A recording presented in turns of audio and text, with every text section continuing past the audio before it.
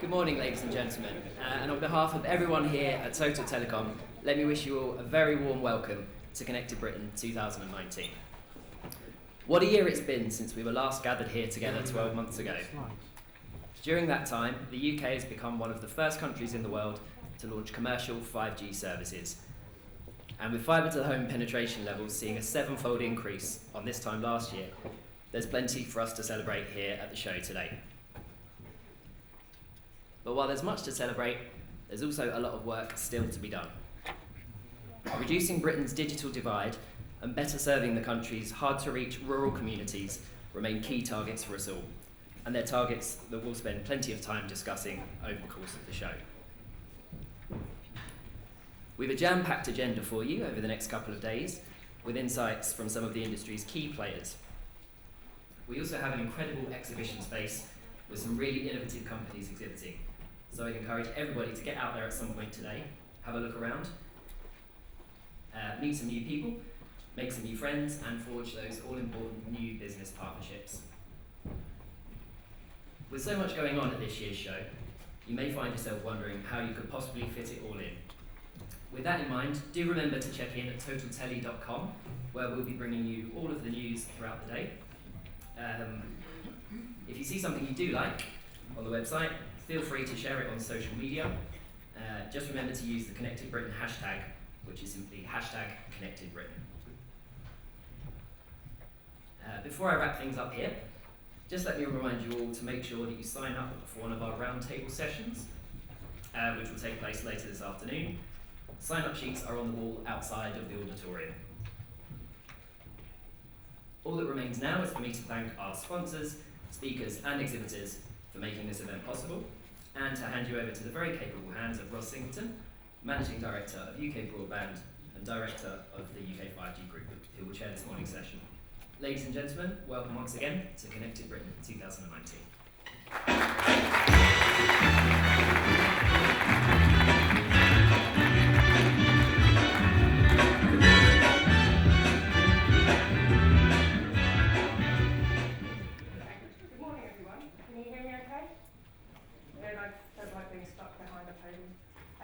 So welcome to this, which I think is, the year that I've been to Connected Britain, certainly.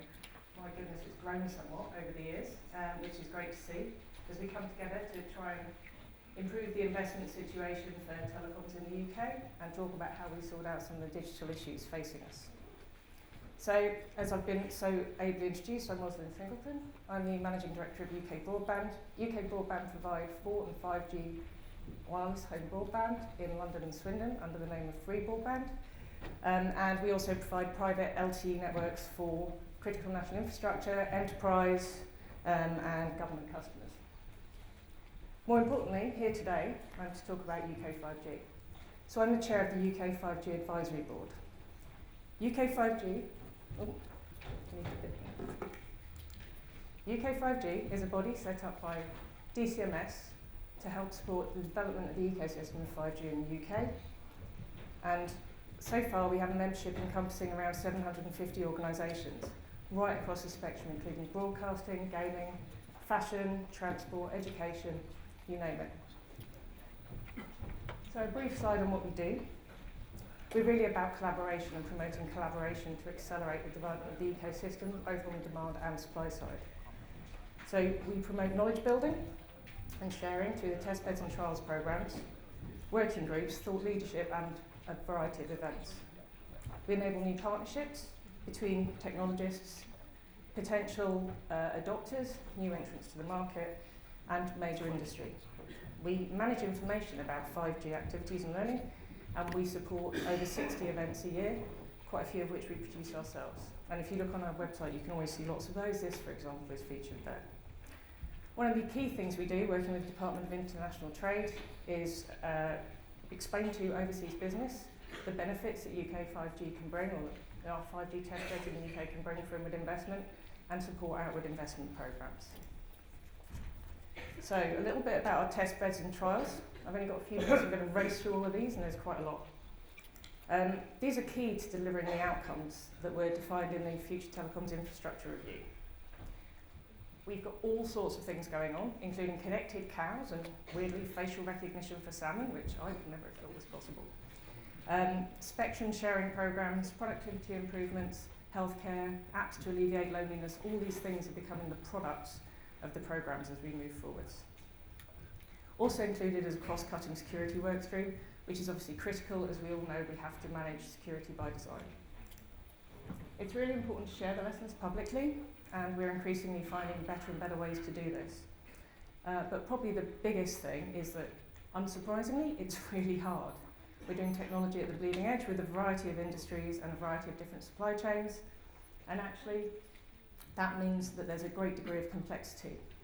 However, the other side of it is it's totally worth it, because actually when you do something with a real use case, with a real problem that you're really trying to solve, it adds impact and really means something.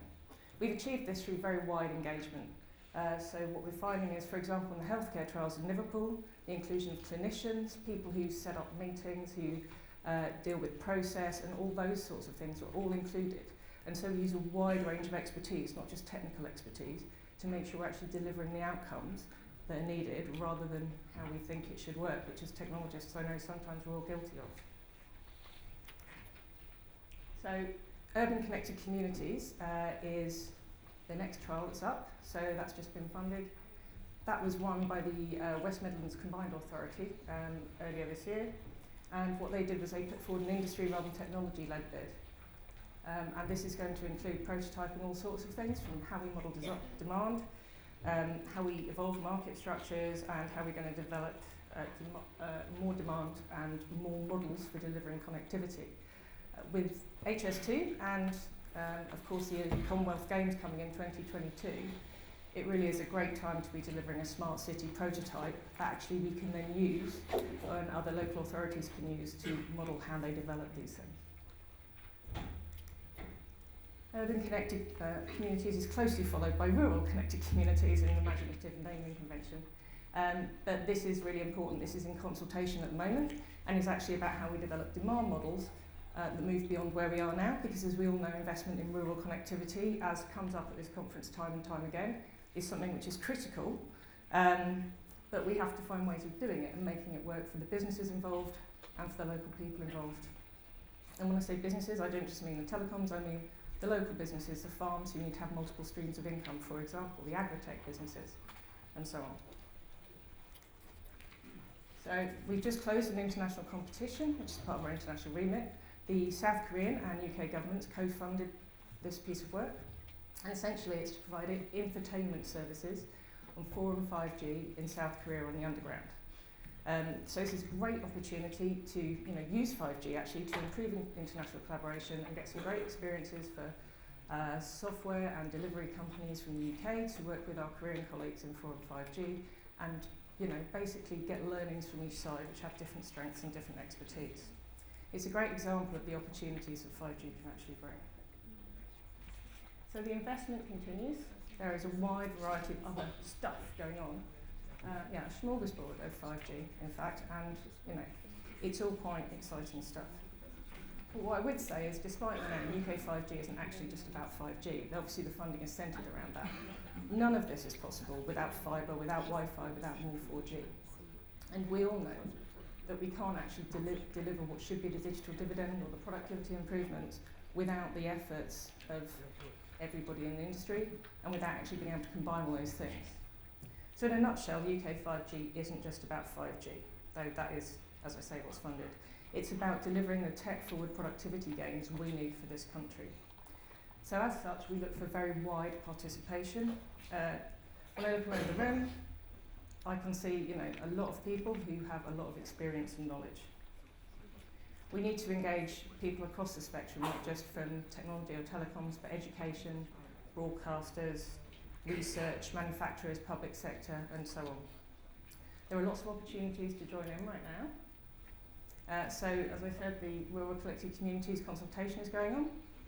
West Midlands 5G are actually looking for expressions of interest for various things, so particularly if you're based in the Midlands, that's a great thing to get involved in, and will be, I promise you, absolutely fascinating over time. As part of the UK 5G Advisory Board, we have developed a series of working groups, so the applications for the international working group are currently open, and soon the test beds and trials and manufacturing ones will also be open, and those are really to deliver a focused set of outputs on how we accelerate development in those areas or might improve various aspects of delivery of 5G. So what would I say? I'd say join us. That is my big plug for today. That's why I'm stood up here. Join us, because actually crowdsourcing, we all know, works better, right? And the more brains, the better we'll be. You can register. It's free, so worth knowing. Funded by government and yet free. And there are all sorts of resources on there. You can add your own resources. You can answer your peers' questions. You can do all those sorts of things. And the thing I would say is, if you join us, we honestly really are looking for a very broad church of opinion, ideas, those sorts of things, because that is how the best stuff comes, you know, and through challenge. So please join us and be part of developing the future of 5G. And with that, I'm going to hand over to Greg. So Greg Mesh from City Fibre, who is the very well-known CEO and always gives a terrific speech.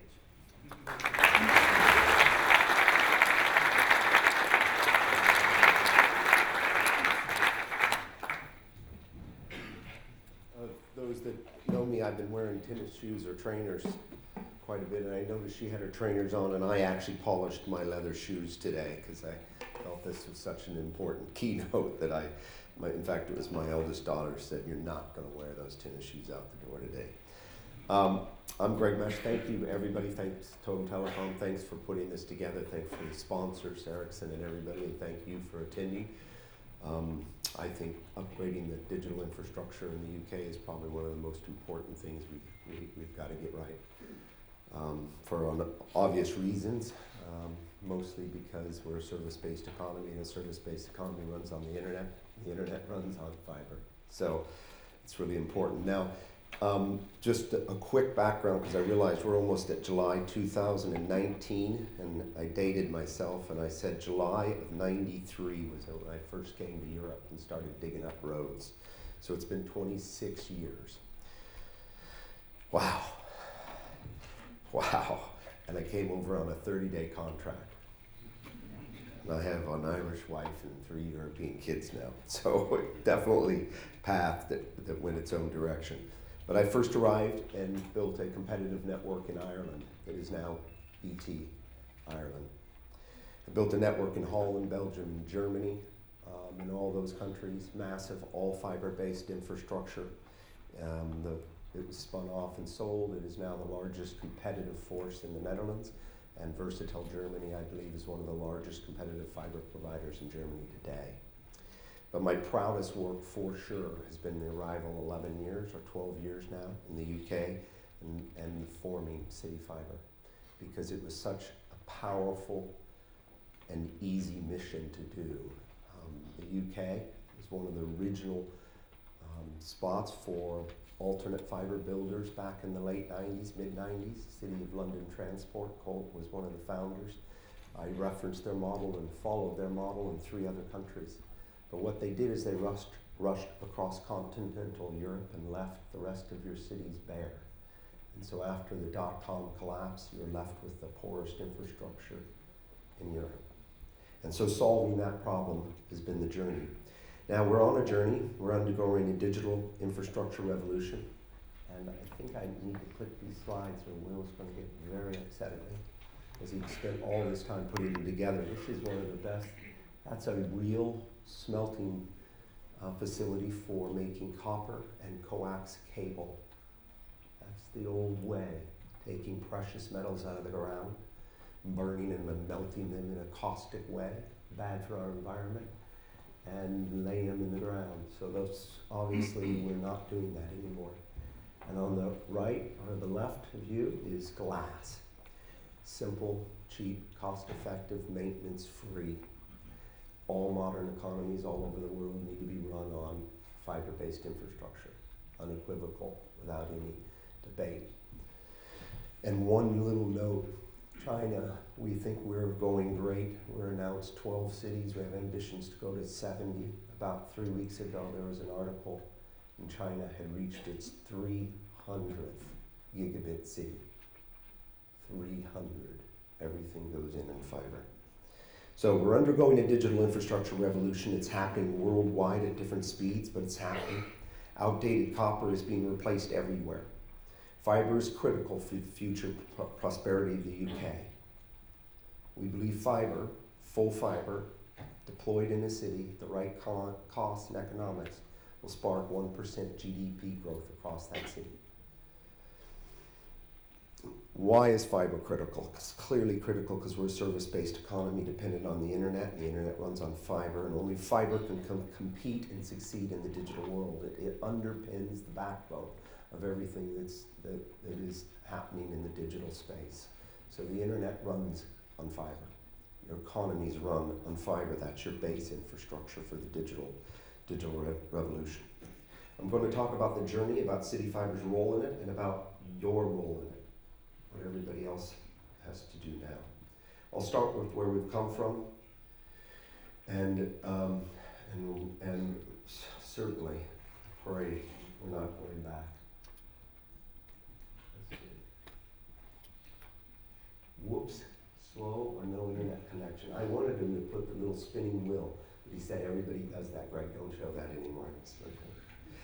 But just a decade ago, BT was the monopoly owner of the national copper network, and it has a stranglehold on all broadband connections. It was the UK's only wholesale network and challenged in only 50% of the country. So that means you had 1.5 infrastructures across the UK, the 5th largest economy in the world. Where the EU and Ofcom and Competition Authority just ruled that you couldn't merge 2 mobile operators together, meaning you needed 4 mobile operators to make a competitive market. And we only have 1.5 infrastructure servicing it all. It's clearly wrong. So without scale alternatives to challenge it, we were left with a market that was defined by lack of choice, high prices, poor quality of service, lack of innovation, and underinvestment. And yes, BT had taken decisions to upgrade its fiber to the cabinet plan, or fake fiber. No, I don't. They said, don't bring that up. I said, I don't bring that up. To reduce its cost, CapEx, and to pay for its dividends for its North American owners. That's clear. The same underlying structural problems remain, though. Lack of competition led to lack of investments, which led to patchwork upgrades. All the while, the whole world is investing in fiber. This meant the UK had less fiber than anywhere else in Europe. And when we started City Fiber, we took all the league tables in.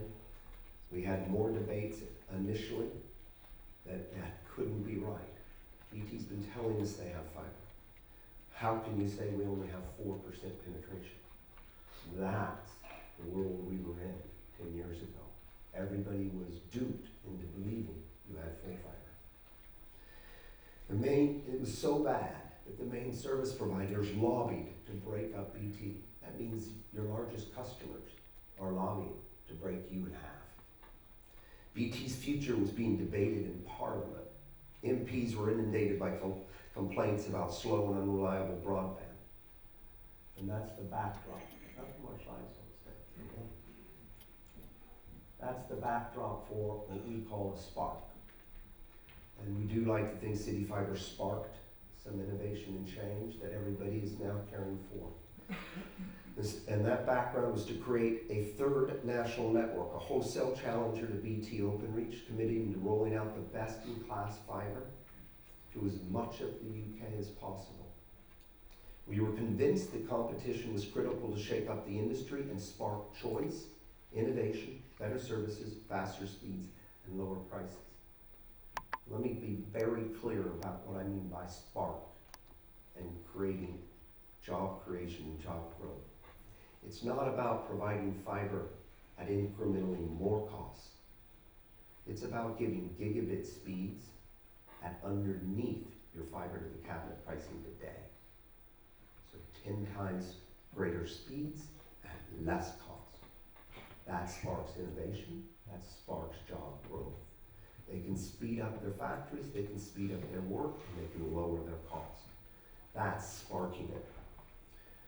So we got to work. We started working with local authorities. We've pretty much, I think, won every public sector award out there in the last 4 or 5 years to conduct schools, hospitals, council sites, and GP surgeries. We gathered business ISPs who were in desperate need, and some business parks were being served by 10 megabits. And they're now getting served by gigabit speeds at a less price than they were getting their 10 megs. And mobile operators. We perfected a model we call the Well-Planned City Reference Design, and it's a citywide infrastructure model that allows us to share consumers, businesses, public sector, and mobile under one shared infrastructure, and getting the benefits of that shared infrastructure all together, allowing us to lower costs and increase the service speed to all. And it's working. And it's citywide, so when we roll out cities, 90% of the premises of those cities are served by fiber at a 10 times speed increase at a discount price to what's out there in the wholesale markets today. It's not selective, it's universal across those services. And that allows service providers to market across a whole city. We may have remained compared to an incumbent, but we had some incredible results just in our journey. In New York, we built the UK's largest fiber-to-the-home network, trial with Sky and TalkTalk. Thousands of residents have access to it. It's well over 40% penetration today in just that trial area. I believe York was voted the best digitally connected city in the UK. And those services, gigabit speed services to the home, are for £21. In Hull, we took 2 mobile operators and we built a full fiber infrastructure in the city so they could get pretty much unlimited fiber counts into their macro sites with resilient networking. When they switched it on, they reported a 380% increase in traffic, meaning the backhaul network is slowing down on your phone for this long time. But we were getting bigger, better, and even faster. So all the way up to 2017, we were doing acquisitions and building networks, and we had covered over 50 towns and cities. But in just the last 2 years, City Fiber's raised over 200 million of equity. We were acquired Internet, one of the UK's largest wholesalers with over 1,500 channel partners, signed a strategic partnership with Vodafone to go across up to 20% of the UK. We were taken private in a 538 million financing by 2 of the leading infrastructure funds around the world. We agreed a £2.5 billion investment program, and in December we closed the largest fiber dedicated debt financing the UK has ever seen of 1.1 billion. That's just in the last 2 years. And our momentum is just getting going. This is a validation of our model provided by the spark competition and users using our networks and services. Where are we today? So it's safe to say that the full fiber rollout race has begun. We have been seeing a dramatic change from Ofcom and government, both now committed to full fiber. The paper yesterday said we had to do it by 2025, I think. I'm trying to get 5 million in, so I definitely took note of that.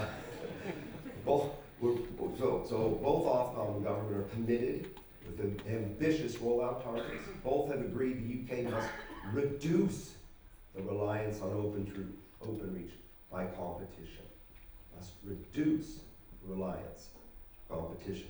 We may not agree with the exact model of competition that Ofcom and government proposed, because local network competition is not necessarily the most efficient, duplicating the same city builds, duplicating assets, duplicating investment. We think there's a better way to reach as many people as quickly as possible with fiber, but we do wholeheartedly support the view that this should be a competitive market, not one dominated by OpenReach. The full fiber market must not be a copy and paste of the copper one. That will lead us straight back to the lack of choice and investment. There are early signs that this will be a different market, with many operators investing in fiber now. Geez, there's 3 or 4 fiber startups every month. I can't even keep track of them anymore. And a lot of them are saying they're the city fiber model. So sweating of its existing assets and drilling out upgrades across the network isn't going to work anymore. And these aren't staying on, aren't they? See. So city fiber is now really emerged as that third competitive force. We're building at speed. We have 12 announced cities as our first phase program. Those are in full production, building now across those cities. Customers are already buying Vodafone's GigaFast product in 5 cities. But behind the scenes, we've already identified another 29 cities that are in planning and mobilization and build, covering over 2 million homes. The board and investors has approved us to extend to over 70 cities, at least 5 million homes, and no less than 20% of the UK. But we must not forget, this is much more than just broadband. We're building the UK's most intelligent network. We have a strategic partnership with Calix, providers of the technology behind the largest fiber to the home and 5G rollout in the world. 19 million homes, something like 20,000 small cell sites on a standard shared platform, sharing a fiber network. And that's a software-defined network. And we've trialing now in the early deployments of NG-PON2 are taking place. So we're taking one of our cities and we're going to make it a next generation software-defined fiber NG-PON based city. Why? Allows us to take the existing plant and run 10 gig services across it, where all the homes and businesses off a standard same GPON fiber plant and with the same fiber count we have now, and it scales up to 100 gigs. What we're really putting in is a foundation for the next 100 years. It's not overkill. It should not be judged by today's standards and requirements. I don't know how old everybody else is in here, but Google's less than 20 years old. When I first was building networks in Ireland, I was building fiber plants, but do you know what I competed against? ISP and dial-up lines. When we rolled up the infrastructure in Germany, we were competing against DSL lines. So the market is moving fast.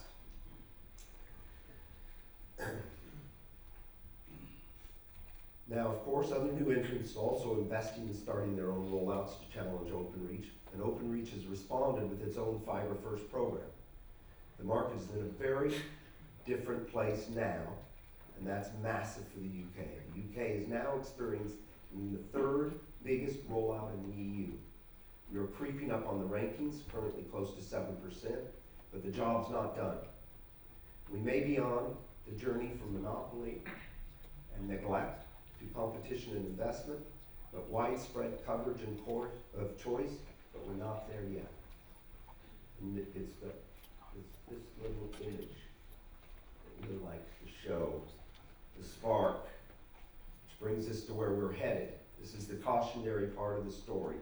The end goal is clear. We want 15 million premises with fiber access by 2025, nationwide coverage by 2033, unless Boris is in, maybe 2025. No one's left behind on copper. There's no digital divide. Competition, quality, and choice for service providers and end users. Dense fiber supporting 5G across all cities. We're in a good place right now, but we'll continue to get in the right direction or we'll fall back to the past. Now, OpenReach is now building fiber. We welcome it. Imitation is the sincerest form of flattery. In fact, some of the presentations, I swear, it sounds like Greg Mesh up there talking about fiber. But the incentives driving OpenReach, which led to those unsatisfactory market conditions that I described, have not disappeared. As an incumbent, OpenReach is incentivized to defend its current dominant market position, invest only as much as is needed to keep competition at bay, to keep service providers locked onto their platform. This is why you now hear OpenReach saying, we see ourselves as the nation's full fiber provider. One of the nation's full fiber provider, maybe. The full fiber provider, no. That's not what the UK needs. It's not what any service provider needs. It's not what the consumers and the businesses need. So that should be sending alarm bells to government and Ofcom. And I fully expect tomorrow, Clive Selly, to repeat it tomorrow, that they're the full fiber provider. And it's not because it's unexpected. In all of those markets I competed with the incumbent monopoly providers, and they all fought the same way. A leopard can't change its spots, and it proves that the job is not done yet. We have not arrived at destination competition. Ofcom and government and others have done a huge amount to promote the idea of infrastructure competition. The spark of competition has transformed into a small flame. Oh, my slides keep moving on there, but a small flame is right there. The spark of competition has transformed it into a small flame, and that flame can be snuffed out unless it's protected. By definition, if the UK is to reduce its reliance on OpenReach and embrace true competition, then OpenReach will lose market share. And Virgin, you can't have competition without us taking market share. And of course, OpenReach will fight to prevent that from happening. Don't get me wrong, City Fiber's no here today, gone tomorrow. We've got serious investors, backers, plans, and work's underway. We're not going anywhere. We're getting stronger and stronger every day.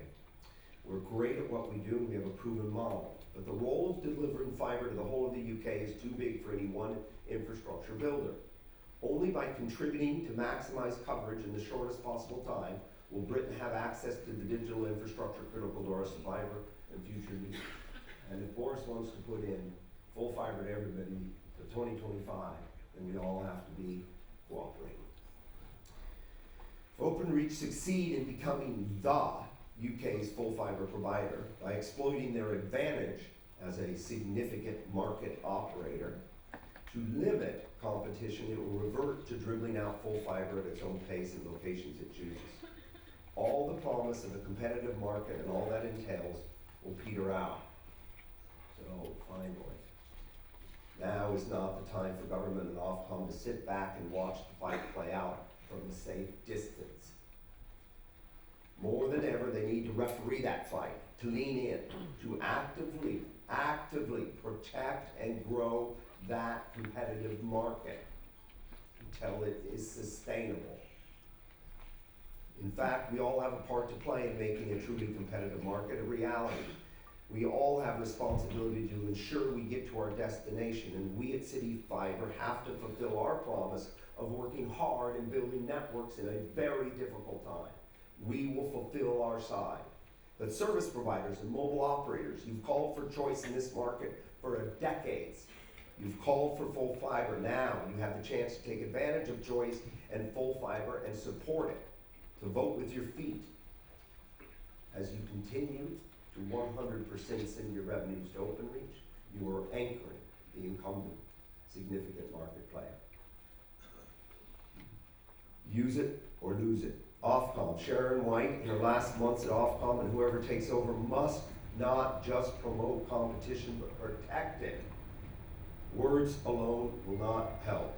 They must proactively look for and eradicate anti-competitive behavior and remove any barriers that prevents competition from thriving or service providers from switching.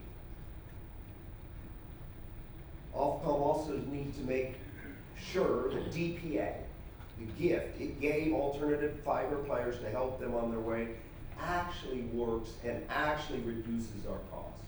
Simple. It's got to speed us up and lower our costs. Today, it does not. We've come a long way, we're working with it, but it is not a scaled product today. Government, who will ever be the new Prime Minister, the new Chancellor, needs to keep Ofcom's feet to the fire and ensure it actually delivers competition and its full fibre ambitions. The success of any wider industrial policy will depend on it. And we need to act now, not in 5 years. So to conclude, I'm confident that we're going to reach our end destination, that will establish ourselves as the third national network operator, establish ourselves as the third national network operator in a full competitive fibre market. And I hope, rather than turn back and return to a monopoly market and underinvestment, you continue with us in this journey towards the truly competitive market that the UK deserves and needs. So I thank you, and I hope you enjoy the conference. And I just have one more thing to say. City Fibre did not lose the ASA fake fibre. You did. The UK lost. Either you have fibre or you don't. But allowing the incumbents to falsely advertise fibre is wrong, and that shows a simple action that Ofcom and DCMS can take to correct a wrong and help balance the field. And so finally, enjoy the conference. Have a good day. Thank you.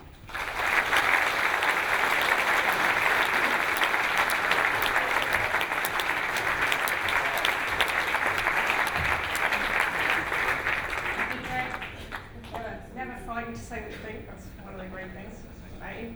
So next we have Stephen Van Rooyen and Ben Woods. So Stephen is the CEO of UK and Ireland for Sky UK, and Ben Woods, who is going to be doing a fireside chat with him, is the TMT correspondent for the Sunday Times.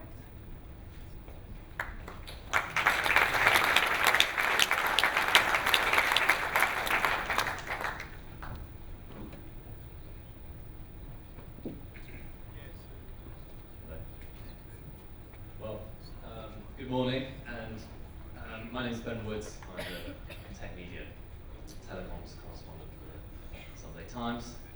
It's a pleasure to be with Stephen Van Rooyen, who's Sky's Chief Executive for UK and Ireland. Stephen, and some of my sources at LinkedIn, 14 years at Sky, is that right? Yeah, correct. Yeah. Sources LinkedIn, everything's right. Okay. Also worked at Virgin Media, Accenture, News International as well.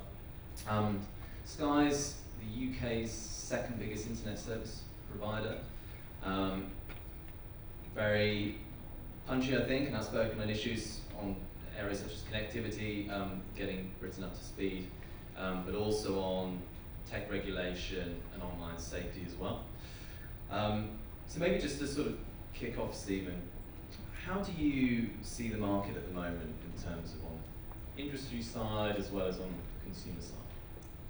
Thanks, Ben. Thank you, everyone, for hosting us today. We're pretty pleased to be here. Look, I think there's a couple of thoughts that I have about where we are in our role. I mean, first and foremost, as you said, we're the second biggest ISP in the country, service provider in the country. We tend to stay away from network building. A lot of the conference and a lot of what Greg talked about about infrastructure and network building, we stay away from that. But we've seen our role is slightly different. I mean, in the industry, I think our role is about bringing retailing and customers to networks. And I think our contribution to that has been, thus far, has been uncontested. I think we've done a good job on that. On the customer side, I think our job, as it was in TV, was to bring sort of more choice and more competition to a particular sector through innovation and through pricing and through focusing on delivering great products. We as a non-network owner have had to work pretty hard to make the economics work for us, and we've done that through focusing on what we think are parts of the customer experience that we can innovate on. So whether it's originally doing Wi-Fi boosters and Wi-Fi guarantees in the home, whether it be launching for families, particularly services that help protect them and their children from malware the dark sides of the internet. I think that has been our role. And I don't see that particularly changing. I think our role and the role that we have articulated for quite a period of time, which is being a retailer and helping bring retail customers to networks, is where we sit. So focusing on connectivity side of things, there's been reports about you being in talks with some of the alternative networks about their ultra-fast products. Are you able to share at all how those talks are going at the moment? Yeah, I mean, some people in the audience may or may not know we issued an RFP, I think in March. We took a view that as a retailer, it was our job and our opportunity to speak to the emerging altnet market and to engage with them. We issued a tender. I think many people in this room and beyond have participated in it. I mean, I can't talk about where we are commercially with any of them, but we set ourselves an objective, and our objective was to engage and to run a process which we thought would take us into the summer before we made, I guess, the best way to phrase it is appointments in particular regions with particular altnet providers, and our pathway to that remains on track. So we're pretty happy with the process. We're pretty happy with how we've engaged and how people have engaged with us, and we'll see as the summer rolls through where exactly we end up allocating our business. Just sort of staying on connectivity for a moment, what sort of role can a broadband retailer like Sky have in the sort of ultra-fast connectivity debate, but also in the rollout? Well, I think the most important thing we can do is bring, we have 13 million households in the UK subscribing to one service or another. We are the second biggest ISP. I think if you are in the business of providing network infrastructure and wholesaling that, I think we bring, a huge existing installed base, to a great brand that has done a pretty good job, I think, of entering into an industry just over a decade ago and getting from a standing start to number two, a good business partner, I think, to help build, the plans and to help underline business cases which exist for either for altnet businesses or for their backers, and fundamentally just bringing more competition and innovation to a marketplace, which I think we all in the UK, and given the future of fibre and connected Britain that we all want, that we will make a meaningful contribution to. Just changing tack from that for a moment and thinking about online safety, because it's been a real key focus actually. It's kind of something that you've been keen to talk about. Why has Sky sort of picked up the baton on this issue and run with it so much? Good question. Look, I think we start from a place where we believe we have a huge responsibility as a organisation that has relationships, as I said, in 13 million homes. A lot of those homes are filled with families. We think we have a very important part to play in protecting families, or at least giving them the tools to make decisions about protection. If you go back as far as pin protection and all those sorts of things you'd expect in TV, we take our role in ensuring that the forms of content that we deliver into people's homes is controlled. And we took a view quite a long time ago. I mean, we introduced something called Sky Broadband Shield quite a long time ago, which was to help families particularly decide how to protect children online from everything from social media to, as I said, some of the dark parts of the internet. We've extended that with something like Sky Broadband Buddy, which we've launched recently, which gives parents just more control over screen time. And the reason for it is, as I said from the start, I'm a parent, I have young children, and for me and for people who fill our organisation, that responsibility of being in so many people's homes is one that we take incredibly seriously. So, being innovative in the space, committing to it publicly, talking about it, being on podiums, talking about our views on the importance of safety and security is something that we think is just the right thing for us being a huge industry player is an important part to do. The sort of online safety has been very much a focal point, I think, in the media as of late, and I think it will continue to be so. Obviously, been some quite shocking stories. We've got the government's white paper on online harms. The consultation for that's going to close in a couple of weeks' time, and see that will be the government's chance once that's come in to share its measures that it feels are needed to regulate some of the big American tech platforms. Why is Sky so concerned about regulating these big tech giants? Look, I think we welcome the government's move to put this particular topic on the table, and we, as many, have contributed to the consultation, which, as you say, closes in a few weeks' time. I think there are a number of strands, a number of threads. I mean, I think the first is really about ensuring that there is what we would regard as sort of a level playing field between, how, say, a broadcaster or an ISP is treated, and how, I don't know what the right sort of collective noun is, how the internet giants are regulated or looked at. So an example would be, if you watch Sky or indeed Virgin Media and your kids are watching, a show before the watershed, firstly they're guaranteed that there isn't something that will be broadcast that doesn't meet a particular standard before the watershed, so there's some protection in place for children. Then, to the extent they make it into an on-demand library and want to watch an asset, want to watch a show that should be shown after at 9 p.m., they will be protected from that. That's not true if you go to YouTube or if you go to Netflix.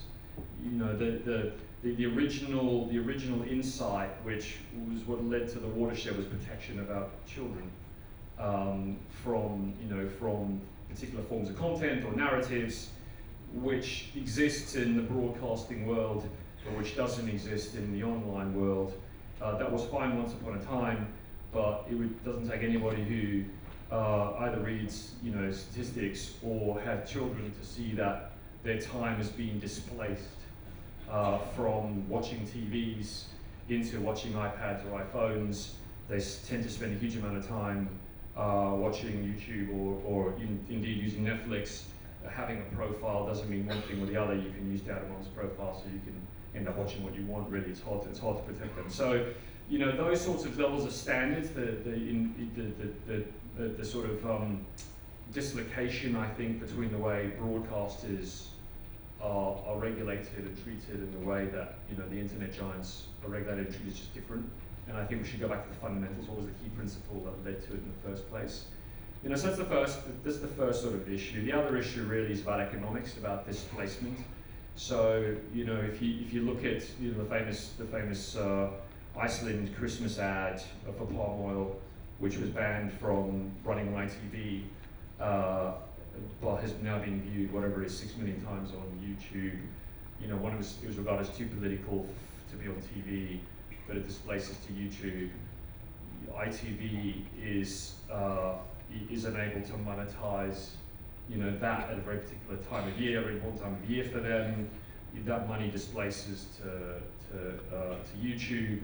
The reinvestment that ITV would put into creating TV shows, as would we, as with others in the commercial sector, displaces somewhere else, and it just becomes a sort of vicious circle of how that money that would have gone into the broadcasting or content creation industry would end up out of that industry. So for us, this sort of whole debate has been one around protection of society, particularly children, and the other is about the disincentives and the economics and the way the economics work in our industry, and it's sort of been those two key pillars that have led us to lead the charge in many ways on the debate.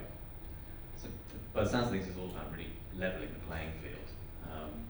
Do you think, one question would be is, are they simply too big to be pulled in and regulated? Do you think this is something which is achievable and can be pinpointed and driven through by regulators? Look, I think the regulators, as in any industry, in any market, have to take a view as to what the important principles are which they are legislating for. Protection of children is one of them.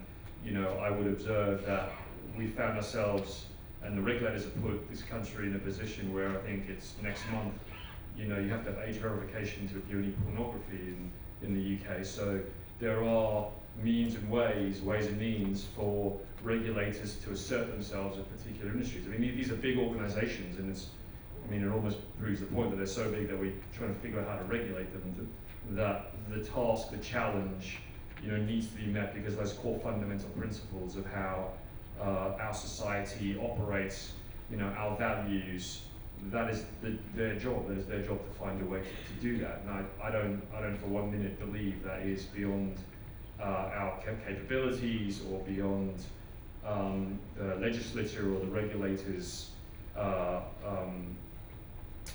reach to be able to put conditions in place to be able to administer some form of control over it. Just changing to focus a bit more just on Sky as a company. Obviously, you have a new parent company now, overseeing you in Comcast. Huge content business, obviously in America. Big broadband businesses are, I think, 25 million homes, I think, in America, in terms of providing broadband. Has life changed at all under Comcast? Is it a different place to be now at Sky than it was before?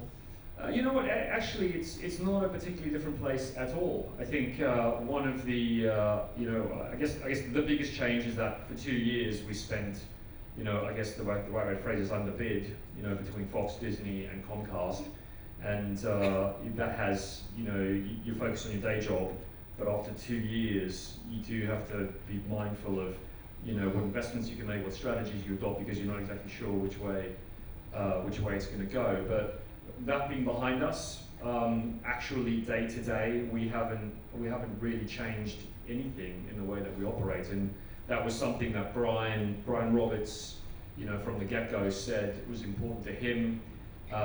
He was very clear, I think, on every level and publicly, that our independence and our ability to operate in our own local markets was what's important. And actually, if you look at the Comcast business, which fundamentally has sort of two major legs, one is the sort of cable business, which, as you say, has 25 odd million broadband subscribers and is a network builder, owns a network. And the second leg is NBC Universal, big broadcast network, as well as cable channels and a huge studio. They run reasonably independently as well. And he's adopted the same view with us. And understanding Europe and competing in the UK or Ireland or Germany or Italy or Austria or all the markets that we operate in, I think he believes the idiosyncrasies and the nuances of competing locally and having local management to be able to do that are more important. And so he's been hugely supportive of our plans. In fact, all the way through since he's taken control of the business, he's just been encouraging us to do more, to find ways to do more. So life hasn't changed particularly, other than we feel, extraordinarily empowered to continue to push forward the Sky story, to make the investments we want to make, to grow our business. You will have seen that we made a statement last week about doubling our investment in content spend, the creation of Sky Studios, off the back of the hit that we co-created with HBO in Chernobyl. So we've got that commitment. We've got the commitment to growing mobile. We're at 1 million mobile subscribers now, 2 years in. We're number 2 ISP. We've committed to working with altnets in industry to help push forward fibre. So in all the categories that we operate in, our overall posture is just to keep pushing forward hard. I think just one last question, perhaps just on the studio's investment. See, content's incredibly important to Sky. I think £1 billion a year you're going to be investing in that now. How will that change things compared to how you were doing business before? So today we really spend, in totality, if you add up what we spend on rights, sports rights, cinema rights, acquisitions, we spend over £3 billion a year. So we really make a huge investment in bringing the best content we think to screen. I think for us, the idea behind studios, and we sort of triggered this a handful of years ago, about 5 or 6 years ago, was a belief that over time, two things were important. Number one, creating and owning more of your own intellectual property and your own content, and we started that journey back in 2011, 2012. We've had a number of reasonable hits and reasonable failures along the way, like any studio, but our cadence has improved. I mean, this year alone we'll put on, I think, 50 Sky Originals across our portfolio of channels. We want to double that. That's 100 shows, which is one every couple or two every week. So the cadence is extraordinary, and the important thing for us is about the sort of localization of stories. I think if you look at, and this is a really interesting insight, if you go across the continent and you look at the sort of top 10 shows by market, they're dominated by local stories, local produced shows. As influential as HBO or Netflix or NBC are in selling to the world, you'll find that in most European countries, in fact most countries outside the United States, it is very much a local content lens that tends to rate really well. So, our view was to continue to go behind that, to continue to grow our commitment to that, to continue to invest in production in the UK. We think the UK is one of the world's best places to create some of the greatest shows and the greatest IP have come out of the UK, and to become an exporter of it. Chernobyl is as successful in the US now as it has become here, and to create more of those types of shows which we can take to our customers and take to the world. Brilliant. Stephen, thank you very much.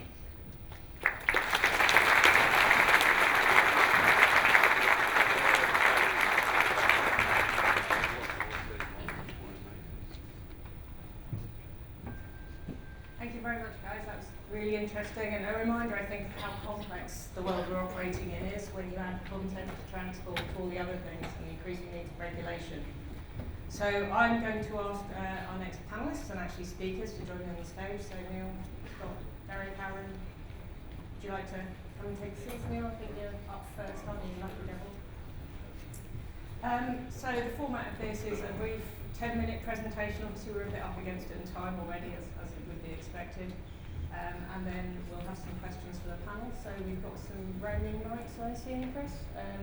But if not, I have hundreds of questions I could possibly ask if need arise. So, Neil, would you like to kick off? Thanks, Rose. It's a real pleasure to be here, working in competition and also in partnership with so many great players here. I know some of you were late. I'll give you Greg's presentation in 2 seconds. We like competition, unless you're competing against us. That's all you need to know. So, no level playing field. Greg just doesn't like us competing with him. Fantastic. So, let's move on to something a bit more exciting. How we build networks. This chart's really about what we see in terms of growth. And what's interesting about this chart is the growth in fixed broadband and the growth in mobile and smartphones, and actually they kind of grow at the same rate. And what that started to show us, this was maybe 3 or 4 years ago, was that we really need to get back into mobile, because we believe the future of communications was actually bringing fixed and mobile and bringing a converged experience. Customers just want their connectivity to work. They just want Uber to work and be able to get an app. They just want Netflix to work and be able to watch a movie. But the challenge in that is we see all sorts of differences in what people are using their services for and how they're spending them and where the money is. And ultimately, the downside is actually the market itself is shrinking. And that's a big message for all of us. Part of that's to do with the over-the-top players, the internet giants, and I think having a level playing field with them will be important in the future, but also working with them to optimize and deliver content in a way that gives the greatest customer experience. I think that's really, really important. And at BT, as well as being the organisation that invented the ability to send, use fibre in telecommunications, we've also invented other technologies such as NFVI. Ask Intel who they think invented it, they'll tell you. And we have a research partnership with just about every major university on every part of our network, because when you launch 5G as we've done, and actually just in this building I just ran a speed test, I was kind of surprised given it's a metal building, 290 megabits per second. When you have those sort of flows just appear in the network, and you've got to think all of a sudden there might be 10,000 people in here all demanding 290 megabits per second, you need to think really differently about how you build the core and the backhaul network. We have thousands of 10 gig connections to our backhaul network today, and customers are really giving us great feedback on how that's working. Recently I was stuck on a train coming into Croydon. There's some signal problem. I was able to download an episode of Top Gear on our 5G network in 3 seconds. I didn't have time to watch it because they fixed the signaling, but it just shows the kind of difference that this can make. And actually, I kicked off the project at BT called Apollo, which was to kind of launch 5G before the end of the decade. And we've been successful in beating all of Europe, which I think is a phenomenal achievement. I didn't really kind of think about those sort of things. I was thinking about the other use cases that Roz talked about, which are super important for us as Britain. How do we use 5G in medical? How do we use it in transportation? And actually, I would challenge us all to think about how we work together differently. I think that's crucial, because if we work in this kind of procurement mode, we're going to miss the opportunity. Coming on to the growth in data, I mean, these graphs look really similar until you look at the actual axis. Last night we hit 13 terabits a second on our network on the fixed side, and we're kind of hitting about 500 gig on mobile. Think of what happens with 5G when all of a sudden you've got these 300 meg flows, and potentially a lot more. In some parts of our network in London, you can get up to almost 800 megabits per second. You've got to build a network that's intelligent, that's smart, and can really manage that sort of connectivity and give customers the experience they expect. I have a 7-year-old granddaughter who does not understand when the thing spins on YouTube. It's like, Granddad, I want to watch my dollies, please put it on. And actually that kind of gets me out of bed every day to give her the real power of what the internet can do. A bit about our strategy, we're invested in network leadership. We're driving to really change our customer experience. We're investing huge in IT, and also adjust our operating model so it's easier to get things done in BT. And our new boss, Phil Jansen, he's a phenomenal guy. I'm really excited to be working for him, because the passion and energy he's bringing to BT is something I haven't seen since I've been there. And I think I need to probably get fitter is probably the message for me. So we're building the UK's best smart network, irrespective of how you're connected. We're going to understand who you are, understand what you want to do, and deliver you a service that's better, driving all the key things in the network, ensuring our hardware is converged to our home hubs, and we've done that in business with our Smart 4G platform, and we've got much more to come to bring fixed and mobile together so that we can boost the network when you need more speed, or if there's a problem you can fail over onto one or the other. Driving IP voice, and that's a big change for us as an industry, but really an important one, and actually that is one area where I think the UK is fair to say we're behind. Also, increasing time on 4G. It's really clear that when you're on 4G, the experience is so much better. Things download faster, things are more snappy. But we've already started to measure time on 5G, so we're going through that trend as we change. And then turn off some of the old stuff, 3G. We'd really like to turn that off. Reuse that spectrum somewhere else on 5G, where we get much better experience for customers. And then really do much more with public Wi-Fi. A lot of folks always say, Wi-Fi is dead because of 3G, because of 4G, because of 5G. Actually, I'd argue that every G that we do in mobile brings much more capability of Wi-Fi, and we want to make that much more seamless, and we're investing to do that. Investing in our network, we spend about £300 million a year on average in our core network. And we work with some of the biggest partners in silicon. Nokia, we just deployed their latest generation of router, the first to do in the world. And why is that important? Because it brings down the cost to deliver traffic. It increases customer experience massively. It allows us to scale, but actually one of the other big benefits is it reduces our carbon footprint. We're able to transmit a lot more packets with a lot less energy, and actually free up space in some of our network sites.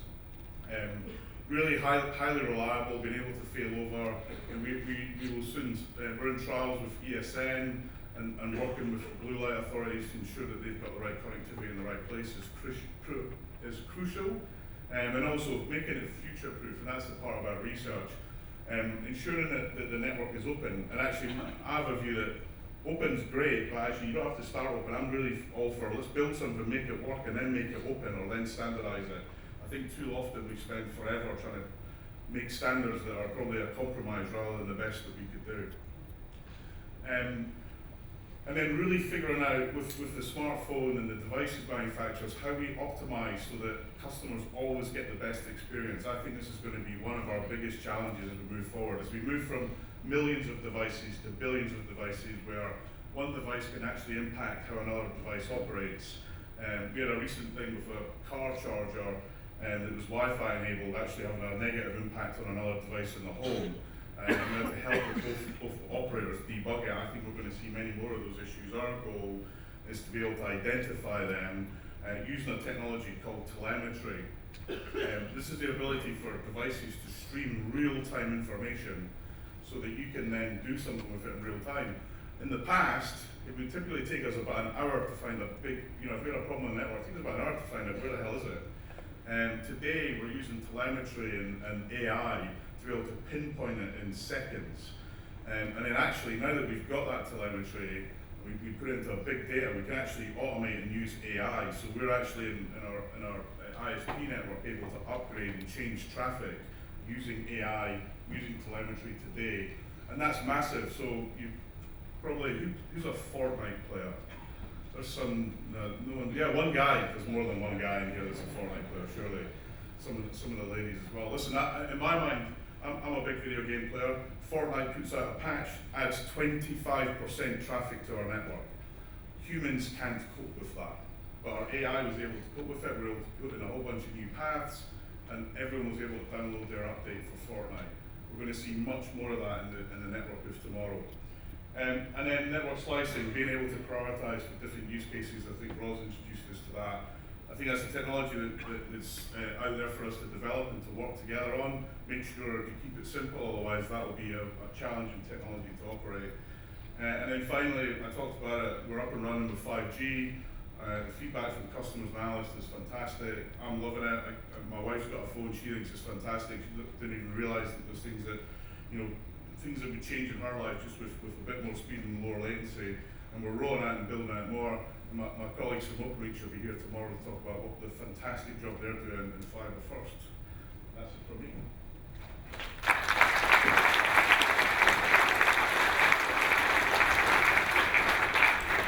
I'm much more God of War girl myself, but Fortnite's too hard and too fast for my Fortnite. So Aaron, if you'd like to take the stage, please. Great. Thank you very much. It's great to be here. And actually, it's an irony. When I was reflecting the slogan "Connected Britain," to me, being non-British, it almost felt like British Tourism Authority using "Sunny London" as the tagline. Think about it. Britain is one of the least connected countries in the world. I mean, I was doing the comparison. Britain is even behind country, and many of you may not have heard those countries: Peru, Albania, Romania. I mean, compared to those countries, Britain is even behind in connectivity. But anyway, I would just like to challenge you all to think of this slide and see these companies. Any of the company invented in UK? Of course, answer is no. And there's a reason for that. All of these companies were invented in US, China, or Nordics. And the simple reason for that is the 4G investment happened first in these countries. UK was pretty early in deploying 4G, very limited 4G as well as they have done in 5G.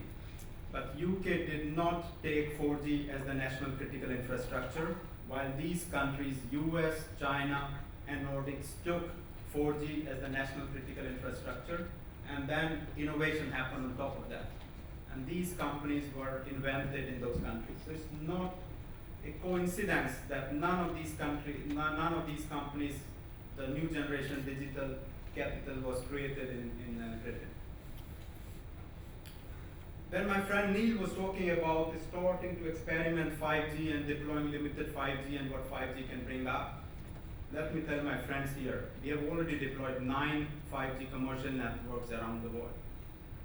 So train is moving very fast. We are in Britain talking about experimenting 5G and seeing if it will work and talking about convergence while we are deploying 5G commercial networks in 9 countries already.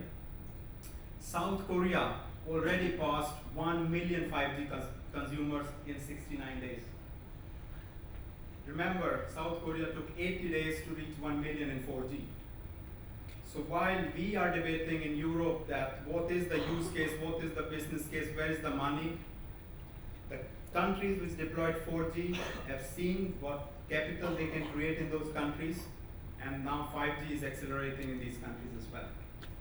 The other thing is there's a lot of skepticism, and again, my friend showed the market is declining. Yes, market is declining because operators are normally used to earning money while they're sleeping, to be honest. It's the first time they need to wake up and see what's happening. $10 more ARPU, these almost all operators are able to charge. In US, in Korea, and in Australia, they're talking about 15 Australian dollar after 12 months of So it is possible to charge more money if operators deploy the technology in a wider area. Then coming back to the UK as well, we did a consumer research in UK to see what is the potential for 5G in the country. Of course, when we asked the consumer, the biggest challenge for you and me, and I was sitting there next to my marketing head from Ericsson, and we were doing the speed test. It was pathetic. It was 3G in this room and less than 1 megabit downloading speed. So the biggest challenge for consumers is still improved video streaming and urban network congestion relief. So that's the minimum requirement consumers have in UK. But then going forward, I mean, with this debate of fiber to the home and only 10% of Britain having fiber to the home, is more broadband choices for consumers. Consumers are looking for more broadband choices. They want that now without waiting for fiber to come home, and 5G can provide that connectivity. And eventually, 2-3 years down the line, of course, they're looking at mobile, virtual reality, television streaming, and smart connected homes. And we did a consumer lab research for UK as well. 63% of the consumer are willing to pay extra for 5G. But as we all know as consumers, to be able to charge more, there has to be a 5G network which works seamlessly across the nation. So it's not going to work if we only have limited few hundred sites, 5G trial, just take in the box kind of investment, as it happened in Europe during 4G era. Still today, there are many countries where 4G is not covering more than 75% of the population. Then of course, there is no extra money for the operators. But if the operators and the players, including ourselves, regulators, deploy wide 5G network, we are convinced that there is enough money for the operators. There is one big difference in 5G. 5G is not only about consumer. So 5G will of course create a huge revenue from industries coming in. And very recently I was at Hannover Messe in April, and it was fantastic to see that industries are moving ahead already with 5G connectivity, while many of us are sleeping on the wheel and talking about what will 5G brings. But industries have realized that if they don't invest in industrialization, connectivity, and automation, they will be out of business themselves. And here I just talk very quickly about one example, Blisk, where we have deployed now the 5G connectivity in the factory. Blisk is a very complex part in jet engines, and it takes almost 2 to 3 months to produce that part which goes into jet engine. And the process, industrial process, is so complex. Now by providing connectivity and IoT in the factory, we are able to reduce processing time by some 75%. We have then just in one factory, in a year, they can save 27 million pounds. euro. So it's a significant efficiency gain. More than that, they can reduce 360 metric ton of CO2 emissions just by using connectivity in the factory. So it's not only a efficiency gain, financial gain, but also societal gain as well. So 5G will of course be for consumer, for industries, but also tremendous benefit for the society as well. If you look at the second generation of industrial revolution, the countries build a competitive advantage by investing in highways with ports and trains. Now in the fourth industrial revolution, the competitive advantage for countries will be by investing in technology. So my sincere urge to Britain is to treat 5G as the national critical infrastructure to be competitive. With Brexit looming on us, for UK to be competitive, to attract foreign talent, foreign investment, we need to have a digital infrastructure which is ahead of the rest of the nations. And for that, we need wider 5G deployment to happen as soon as possible. We also did one study, how much is the potential for UK as such from 5G. And by 2030, UK can add 71 billion euro into the GDP by having a proper connectivity throughout the nation. That does not mean limited connectivity in major cities. To realize this potential of 71 billion, we need to jointly invest in covering entire Britain, including the rural population, industries, and all societies. Of course, it's not easy for us as players, both vendors and regulators or operators, just to deploy wider 5G. What needs to happen, and my plea to regulators and government people in the audience is to make it easy to deploy 5G, make it more cost efficient to deploy 5G. The cost of deploying infrastructure in UK is one of the highest compared to Asia and compared to US. One of the best examples is US, where just last year FCC mandated over all councils that operators to accelerate 5G deployment will have easy access to government infrastructure, including street lamps, street furniture, government buildings, to deploy 5G fast. And that is already proving it to be a significant advantage for operators in US. We need to have similar regulations in UK, where regulator and authorities needs to allow operators to deploy 5G at significantly lower cost than it was for 3G and 4G. We as a country need to have a digital infrastructure strategy where we need to promote the early deployment of 5G in every council, and every municipality and council needs to have the digital blueprint of how they can benefit both the society but the industries with technology evolution. And last but not least, the support for full-scale deployment. And I will just give an example, and I know many of the Brits get annoyed by hearing a good example from across the channel, France, where they just last year announced at the expense of earning tax revenue from license fees that they will give a rebate to the operator and in return demand significant rural coverage commitment. And I think that's where regulators in UK also need to be a bit more innovative and not looking at short-term gain like what happened in Germany and Italy, which will significantly delay the rollout of 5G, that they come forward, take a best practice example, lower the fees for deploying for the spectrum, and in return put the demand on the players to have wider 5G coverage so that the society and the consumer and industries can benefit. Then coming back to us again, now I've been talking about what needs to happen, but there is a lot of debate also in the industry. Can 5G happen? Is the technology ready? And this is just the sales pitch from me here. 5G is ready. Every single radio base station we have been deploying in the networks around the world since 2015 is 5G ready. You only need a software upgrade. That's a significant advantage. We can roll out 5G at a much faster pace. And one country out of 9, there are 5 countries where Ericsson is exclusively deploying 5G. Switzerland will already, by end of 2019, cover 90% of population coverage using Ericsson technology. And that is a significant advantage we bring to the table for our partners, that we can do 90% of the population coverage end of 2019. I don't hope that from UK, considering the experience of 4G, but I really hope that in the next 12 to 18 months, UK can reach 90% of the 5G coverage obligation. Thank you very much.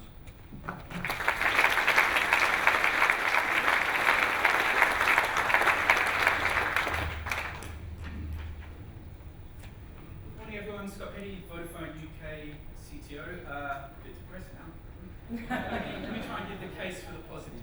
I actually think this is a fantastic time to be in UK telecoms, and that's because for the first time we're actually going first and we're ahead of what I think much of the industry is worldwide. Unlike in 4G, where we were the 58th country to launch 4G, if you actually look at when all 4 operators launched, we were down in the 70s, maybe even early 80s of countries that had broad 4G coverage. We were laggers. We were laggers in the deployment of that technology and laggers of everything that's sat behind that. 5G is the opposite. In 5G, we're one of the earliest countries to go first, not just with a single operator or a single city. BTE have already launched. We'll launch on the 3rd of July in 19 cities around the UK, O2 and 3 shortly afterwards. So by the end of this calendar year, we'll have all 4 operators with 5G services broadly distributed across the UK, not just in dense urban areas, but in a number of rural areas as well. In Vodafone's case, we've announced Cornwall, Devon, the Isles of Scilly, places that we're building 5G capability to test the ecosystem that sits behind that. That gives us a great opportunity, I think, to build use cases and applications that can enable us with 5G. So let me talk about what I think that will do for our telecommunications industry and the areas that we can benefit and the opportunity we have to drive innovation through 5G. Much of the discussion around 5G is actually on speed. And it's true, the end user speeds are fantastic.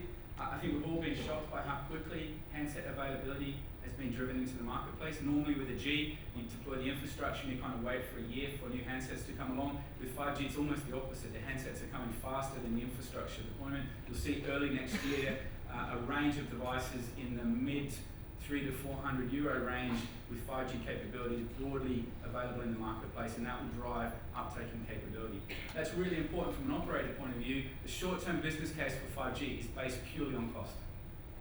5G has much better spectral efficiency than 4G. The quicker we can get our customers off 3G, 4G onto 5G, the more cost efficient that is, and the ability for us to service much larger uses of data on the same infrastructure and capabilities will enable and drive us to deploy 5G more effectively across the industry.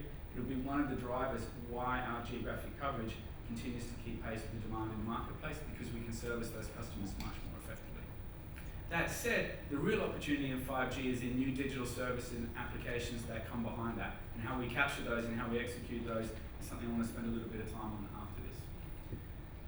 Something that's often overlooked in 5G is the work we've had to do to build out the scalability and reliability of the networks that sit behind 5G infrastructure. We spend a lot of time talking about new radio and base stations and infrastructure we have to deploy in 5G radio. Actually, we've had to do much more work in our core networks. We spent 5 years at Vodafone converging our fixed and mobile networks onto Redstream, our converged core network, more than 1,400 POPs around the country, more than 200 core sites, managing and controlling all of the traffic, regardless of the access point. Fixed enterprise, consumer enterprise, consumer fixed, or mobile services, all converging onto a single core network. That's given us some fantastic flexibility. We can build our own fibre where we need it, more than 11,000 kilometres of our own fibre connecting the infrastructure that we need.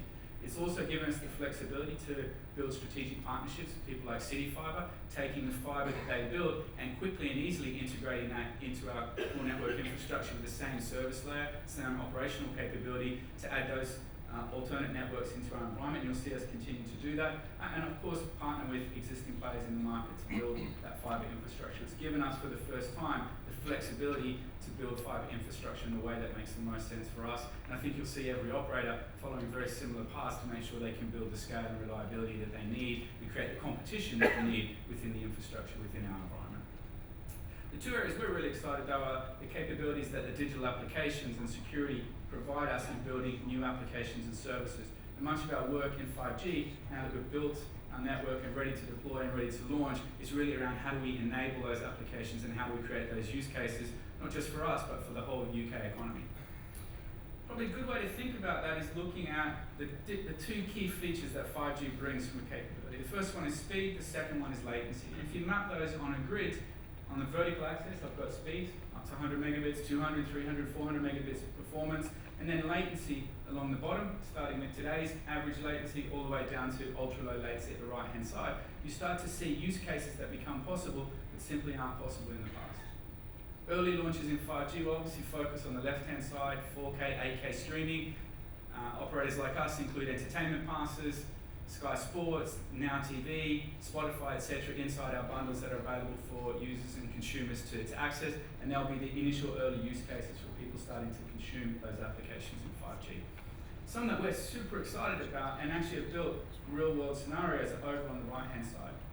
We announced a partnership last week with Hatch, online cloud gaming, streaming gaming service, enabling gaming users to have a latency guaranteed service for the applications and games that they're playing. So a consistent latency service talking to our network, and we see online gaming and multiplayer gaming a great consumer use case in the 5G space, and we're starting to see the technologies and the partnerships develop that will enable us to take advantage of that. But some equally exciting applications, and Mobile World Congress in Barcelona earlier this year, we demonstrated a live telemedicine example over 5G. We're partnering with the Spanish government and the European Union on helping be able to do remote training for surgeons. In the case that we demonstrated, we had a remote surgeon giving instruction to a surgeon who was actually performing the operation, giving them access to extra expertise and experience. It's an initiative the European Union is trying to drive to ensure that highly skilled surgeons are able to support up-and-coming surgeons around the country without having to travel and participate in those operations, giving a much better infrastructure for supporting those capabilities. In Milan, we demonstrated, and we'll go live early next year, with a connected ambulance, connecting the instrumentation in the ambulance to the A&E doctors in A&E, so that as the ambulance is travelling towards the hospital, they have access to all of the medical instrumentation information that's available to the ambulance drivers in the ambulance. Can make early diagnosis and make decisions about where to route that patient as they arrive in the hospital. So using the power of 5G, the speed and latency to give access to different information to be able to improve the services. Here in the UK, we launched a drone detection service, leveraging the GPS and mobile built into drone capabilities to be able to track those drones, create geofences and stop them moving into certain areas. A really fantastic capability that's enabling us to prove the benefit of 5G, being able to control aviation drones, etc. in those areas. We're also seeing a huge uptake in our enterprise business around smart factories. A drive towards private LTE networks. We have 4 trials running at the moment where customers are connecting over private LTE networks all of the sensors in their factory and using those for factory automation, and then connecting those into our macro networks as those devices leave those particular sites. So the opportunity around 5G is really in enabling and building those new services. We have a brilliant opportunity in the UK to really lead in this opportunity. We have broadly deployed 5G networks. We have an infrastructure that's available to a broad range of consumers and businesses.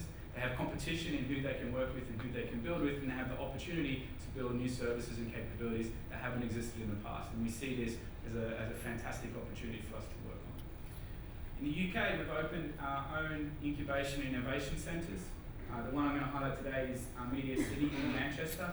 We have a live event there tomorrow.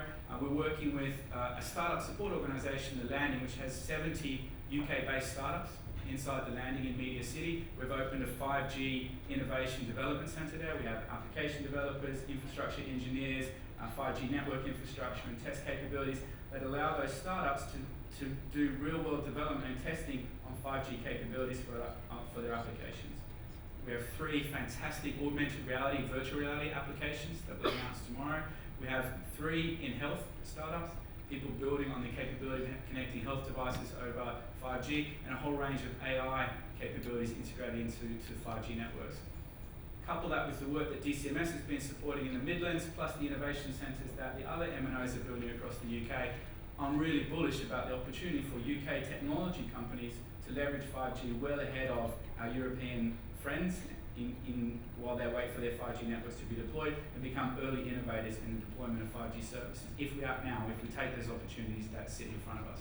And I think, as you'll see, operators like ourselves continuing to work on smart partnerships and ways of deploying technology as effective as we possibly can.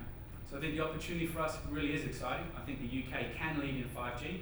We need to continue to build up the fast deployment, access of capabilities, but most importantly, we need to build the ecosystems of development and application enablement that allow small 5G UK businesses to start up and build new services that they can take to market. Thank you.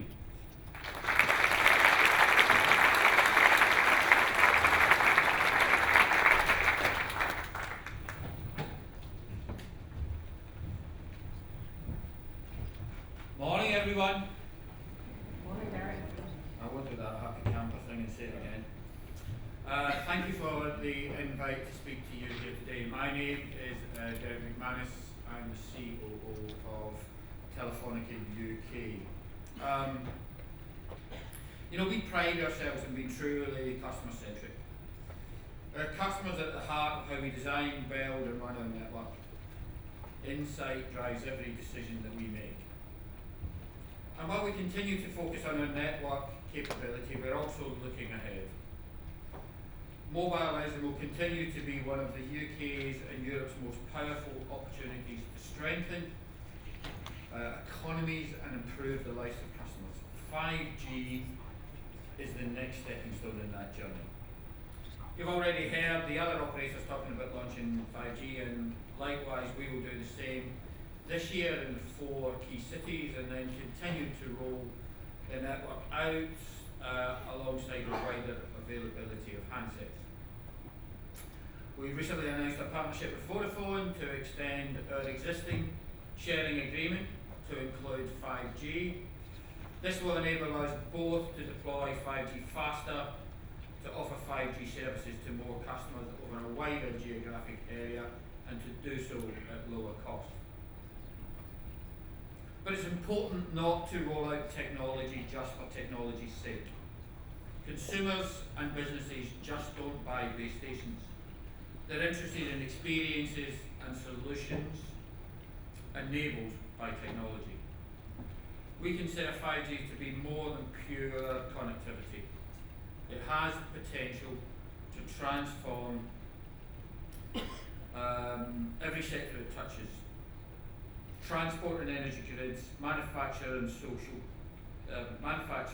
and healthcare, education and entertainment. In the consumer world, 5G will supplement rather than replace today's 4G networks and radically improve capacity and capability. As you've already heard, 5G will push speeds upwards of 1 gigabit. In real terms, customers will experience things more than 10 times what they enjoy today. With this new capability, we'll be able to watch more high-definition video downloaded in seconds, as Neil did outside Croydon the other day whilst waiting on his train. And much more lower latency will bring online gaming to life and open up emerging technologies such as augmented and virtual reality. But the opportunity for 5G is how it can transform the B2B sector. So for example, healthcare. In years to come, we will not need to visit doctors' surgeries. Research experts, Juniper, suggest that the NHS will benefit from 5G being able to free up to 1 million GP hours through the use of video conferencing and real-time remote monitoring, helping to diagnose problems straight away. And to add to Scott's story about Spanish healthcare, a more advanced example came up a few months back where a surgeon in China actually performed the world's first remote operation using 5G. The doctor was able to control arms on a remote location 3,000 kilometres away. For manufacturing, 5G will offer the chance to integrate intelligent mobility into factories and truly take advantage of technologies such as automation. O2, as part of its Worcestershire Local Enterprise Partnership Consortium, is working with a company called Mazak.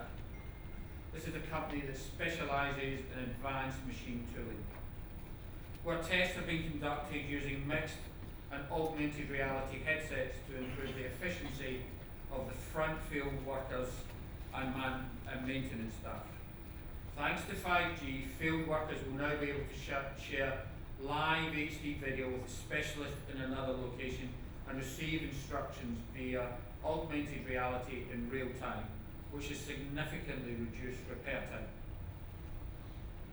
Health and manufacturing sectors are just 2 examples of how 5G can make a difference to organisations and businesses.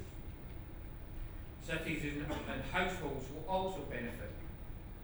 Juniper's research highlighted that the UK councils could regain almost £3 billion annually thanks to the introduction of smart lighting and smart refuse collection, as well as improved social care.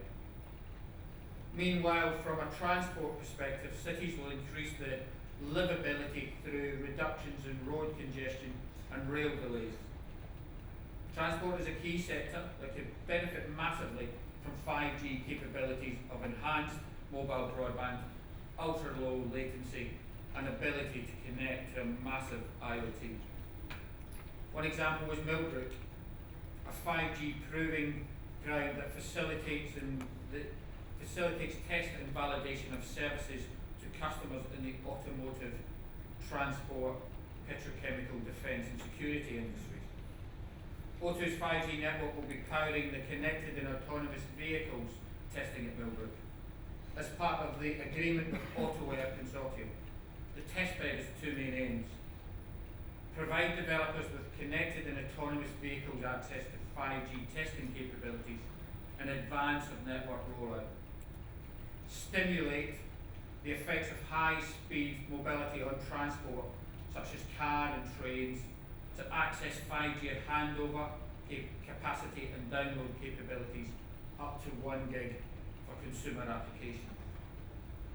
Tests at Millbrook have already shown a self-driving McLaren race car transmitting 4K video while speeding around the site at 160 miles an hour. These tests demonstrate how 5G can support intelligent transport systems and help efficiently manage future vehicle traffic flow, as well as in-car and train entertainment use cases. Out on the public roads, we are separately also part of Mobile Future Mobility Project, where we are working with the Wireless Infrastructure Group to provide the connectivity along a 15-mile route that runs through Birmingham and Coventry to test autonomous vehicles. The insights we are gathering have wider positive implications in further forms of transport, such as buses and trains. For 5G to be a success, we need to work together. It is essential that we set out on the right path to establish the ecosystem for 5G that will enable it to flourish and deliver the benefits promised. We are already working with a number of businesses, partners and consortia to help shape those use cases and drive the benefits that we all want to see from 5G. Our ambition in the UK is to build what we are calling the 5G economy in partnership with British business. Our call out to the FTSE in July of last year has led to leading UK businesses as well as many of our large customers across the construction, retail, transport and utility sectors partnering with us to explore innovative 5G use cases ranging from private networks to asset management and tracking. And to ensure that we're not just working with large businesses, we're creating 5G innovation spaces across the UK, including at our 5 wider startup accelerator academies. This is to provide the next generation of 5G test environments for those ideas we just haven't thought of yet. So, mobile and the mobility it enables is already woven into the very fabric of modern life, more than any other technology. It is the invisible infrastructure that keeps countries moving. But as I've alluded, to see technology as not as a solution in itself, but rather an enabler to a solution. It is important not to roll out technology for technology's sake. Customers don't buy technology. We want outcomes that satisfy their objectives and needs. O2's approach is to put the customer at the heart of our business and work collaboratively to develop real 5G use cases with tangible business benefits. 5G is the next step in the evolution of mobile technology.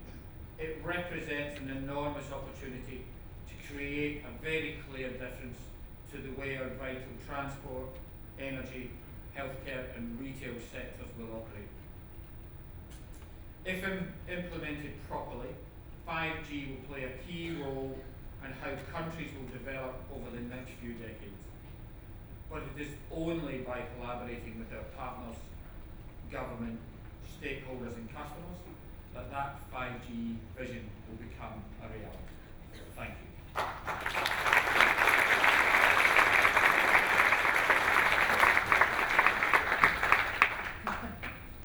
Great, thank you. I think those were all really interesting. And so what I'm going to do is I'm going to take the chair's privilege, I suppose, and ask the first question. So one of the things that really came out for me, and that actually as the chair of UK 5G, I'm very heartened to hear, is that actually you all seem to see collaboration is a really important part of delivering the possibilities of 5G. So given that the regulator at the moment incentivises competition quite strongly and sets a series of rules that can put wedges, I suppose, in between the operators, what do you think needs to be changed to help support collaboration to deliver overall value? Derek, would you like to start? Certainly, I'm still from my walk sorry. back from the lecture. Well, look, I think we're already starting to do it. I've been in this industry quite a long time. I won't tell you how many Gs I've experienced. But for the first time, I've seen the 4 operators really collaborate. Scott and I, along with 3 and EE, are sitting down with DCMS Secretary of State this afternoon to discuss a proposal that we've put together to effectively change coverage for the UK once and for all. I've never seen such a pragmatic, practical approach across the industry to tackle what is a big challenge for the UK at large. Our proposal is very pragmatic. We're now discussing with the government how we engage with the regulator and the government to make that reality. So there's real practical things that the industry is doing. I think we then need to take that to business.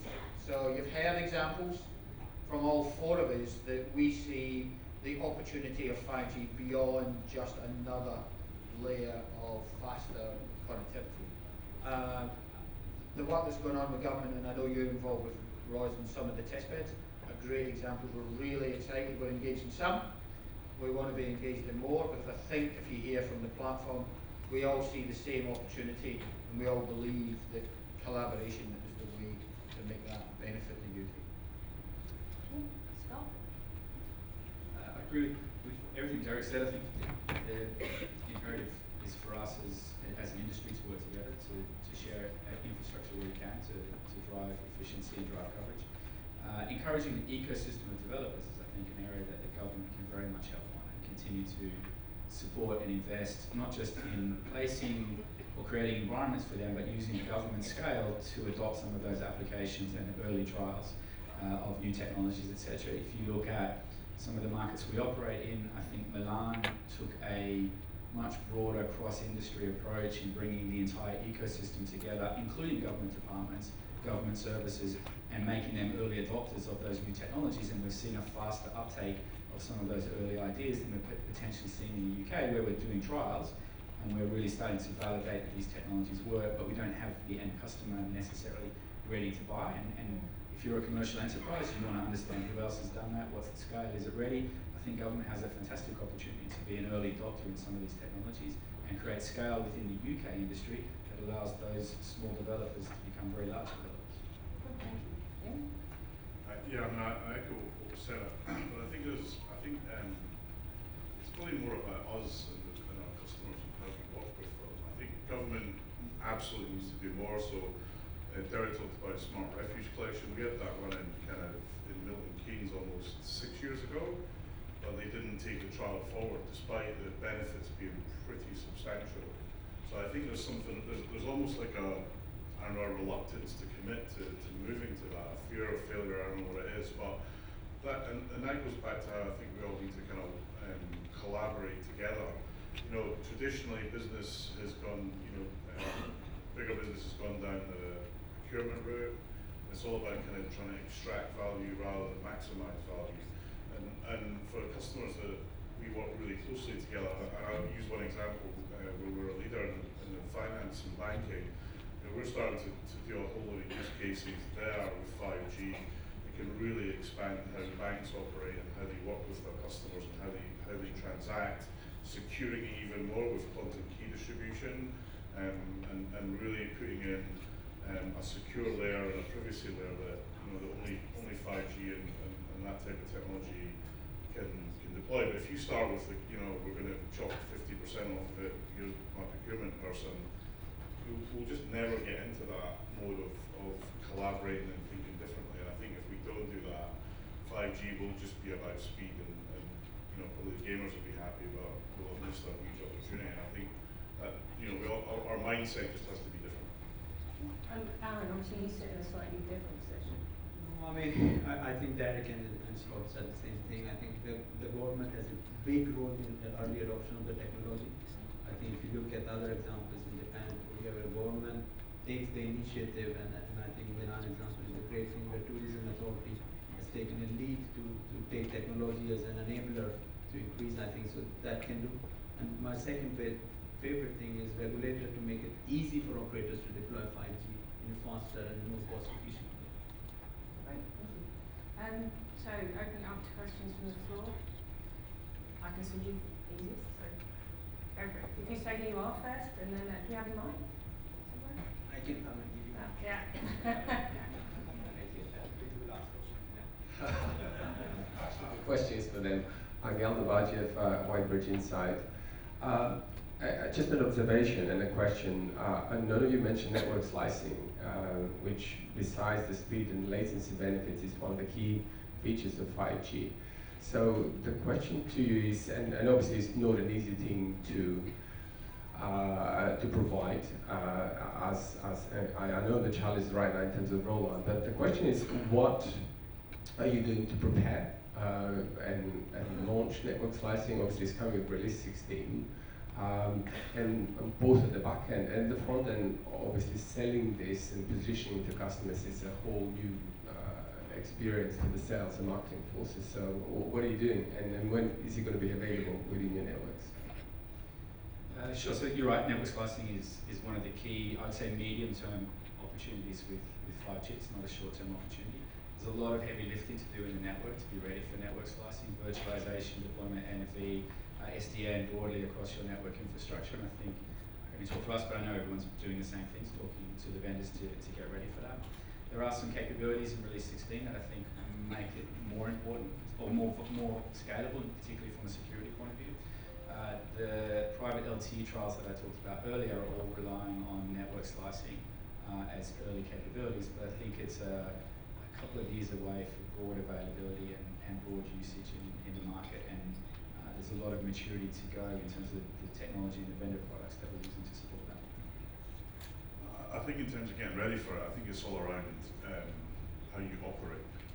So, and this just doesn't apply to network slicing, it applies to how we move to a cloud-native world, and making sure that your teams are able to understand things like Kubernetes, and the technology that goes around that, ensuring that you're driving the right capability into some of the key enablers, segment routing, for example. Network slicing is a collection of kind of a dozen things that you need to all make work at the same time, and preparing the teams so that they understand that, and also that in that cloud-native world, it's not work on something for 6 months and then release it. It's do a bit of coding today and hit a button and push to drive it out. And we have some of that, in fact, our whole BTTV platform's ran in that way. So we're taking a lot of learning from how we've created that capability and kind of migrating it over to other parts of the network. But again, it's all about mindset and thinking, if I'm creating something, who else might want to use it, and how do I build it as a platform? I'm not going to add to any of the technical background stuff. Absolutely right, lots of work going on. Some of the trials we're doing is helping businesses understand what that means for them. And certainly the discussions we're having with the FTSE are getting really excited. I think network slicing is a significant step forward to how you mobilise products and services across the UK. So we'll be working over the next few years, I agree. Timescale is not now, timescale's in a couple of years' time. But those trials and those conversations are about helping not only us understand how it works effectively, and that's what the trials are doing, but help British business understand how to take advantage of it, and that's what those discussions have been. So it really does set ourselves up for a really exciting step up using 5G. So just add something. I don't think anyone's going to phone me up and say, "Hey Neil, I'd like to buy a slice." You know, I think it'll be here's the capabilities that I need. What's the best way of delivering that? And I think we need to think about them probably more than the slicing. It would be my view. I mean, we are a technology company. We are pioneering, so I don't think it's a technology challenge. We will be ready next year with release 16 specification. I think it will be more important for operators to look from end-to-end point of view. We can have network slicing in Ericsson network, or with the standalone core will be ready next year first half. I think it's more a business model challenge, how to take it and how to sell it to and make a value proposition for enterprises. And I may disagree with my friend. There are enterprises who are calling operators saying, I want a network slice because I want it now. There is a lot of demand, but technology is not ready yet. Will be early next year. Amy. Sorry, yeah, you. It's just coming.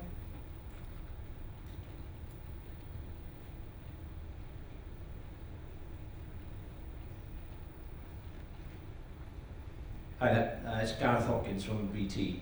My question is in relation to the ongoing supply chain review the government is carrying out at the moment.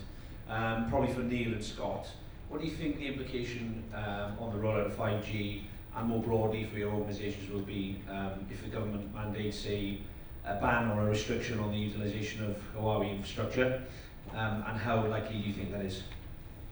I won't speculate on the latter, but what I will say is I think it would be a great shame for a ban to happen. It will definitely slow us all down. It will give us less choice in a market where there's very little choice. And I think, in my mind, one of the other things that we've all been united in across this industry is that, whilst absolutely national security is number one priority, we don't believe that this is a concern for national security, and we have lots of safeguards in place. So, whether that ban in whatever shape happens, I think it will only be downside, and not just for the UK, but for digital technology as a whole. Exactly the same answer. We think the risk is manageable, particularly in RAN. If we were not able to use Huawei equipment, then we would have to slow down our 5G deployment in an NSA world. We piggyback on the 4G that's already there. We'd have to go and swap all those sites first, and we'd lose the lead advantage that we have for arguably no real benefit from a security point of view. Here's one way the government can help clarity on that decision. We literally have a whole industry sitting waiting for a decision. So, but don't hurry the decision. Get the right decision. Much rather the right decision than not a right decision. I think there was one up there somewhere.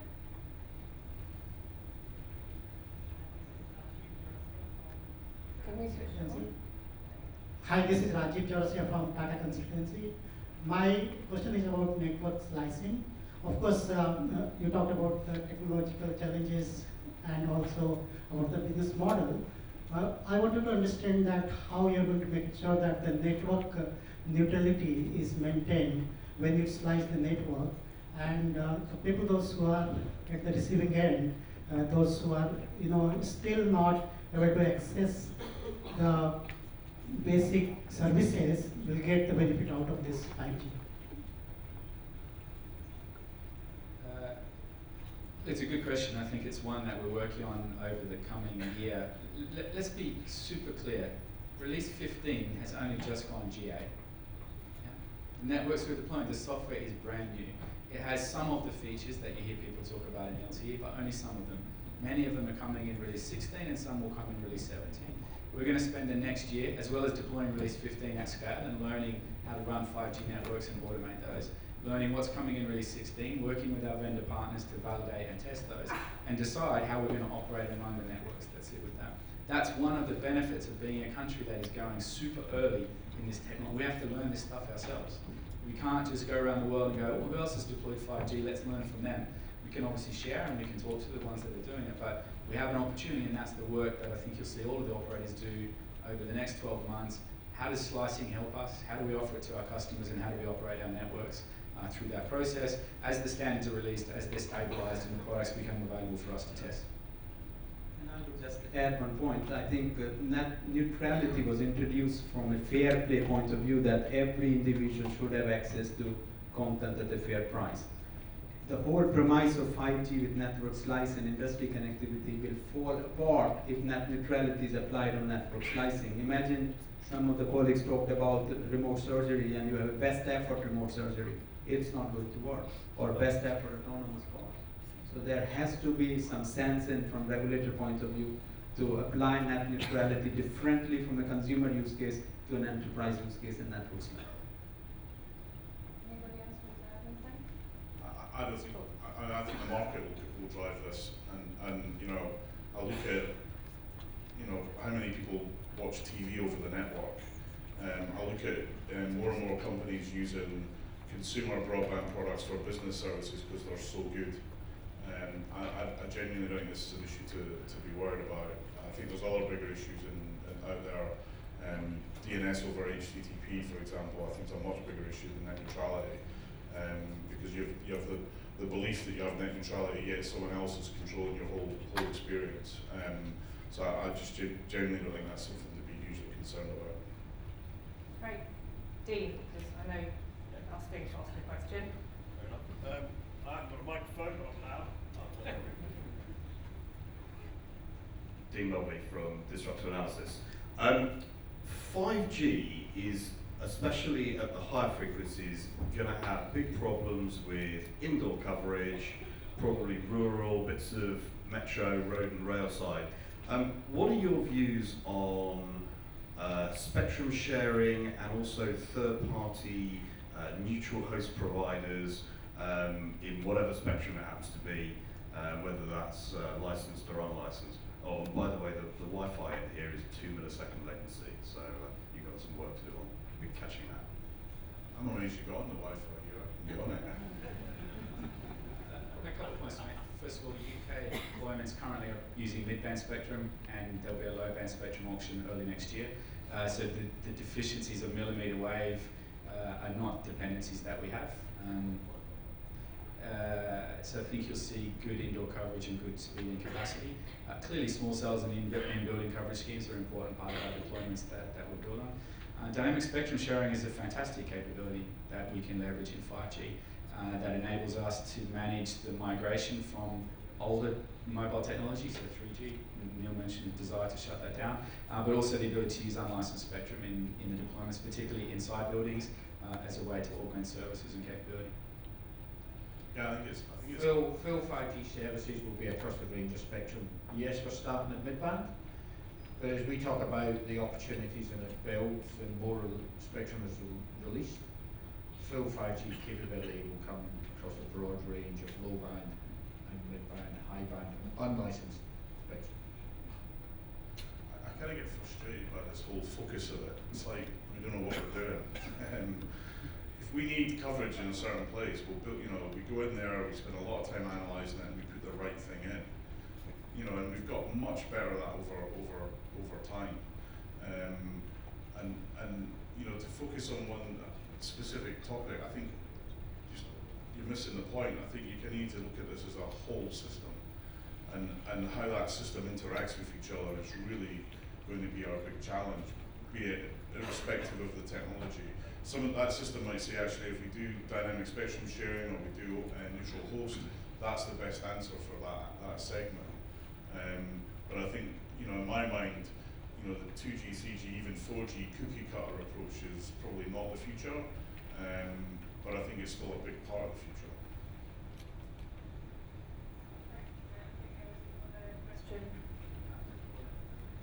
Oh, okay. Sorry, the timer said we have a whole minute left.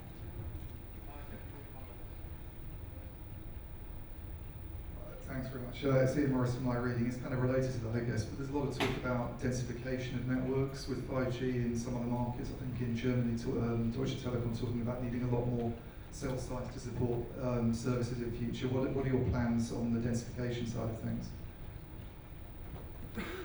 I mean, I think we do densification already where it's required. you know, in stadiums, for example, we put a lot more dense cells in train stations and other places. So again, I think, you know, go back to my previous answer is, yeah, there are some areas where we need to think differently if we want to have the best experience, and we've got the tools and capabilities to do that. I think there's still a lot more work in terms of the small cell range of capability where it hasn't been as big a focus, and we probably need to do a bit more work on that with our vendors. But you know, to me, it doesn't feel like the biggest problem to solve. You know, stick a box up, turn it on, life is good. As an architect,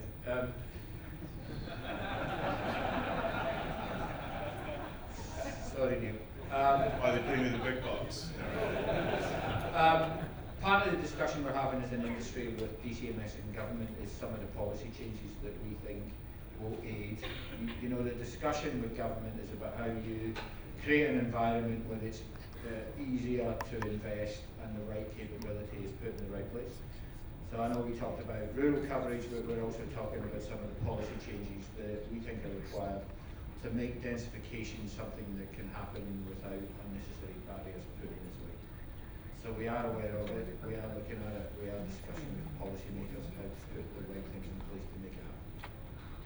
There's some quite good innovation happening in this space that I think is playing to us. Working with Ericsson, we built a manhole cover with a cell built in the underside of the manhole cover, deploying across our fibre network and the manhole covers that we use that give us coverage and capacity in difficult areas. And working with BT, we've been deploying small cells on top of BT phone booths because their infrastructure that's already there and they have power and connectivity. So there's a lot of innovation happening in the space. When you think of densification, don't just think of traditional macro site or traditional small cells. I think you'll see a lot of new technologies evolve that we can benefit from. Great. So we'll wrap up there. So thank you very much to the panel. I think you've done a great job, and thank you for the great questions. And I hope you enjoyed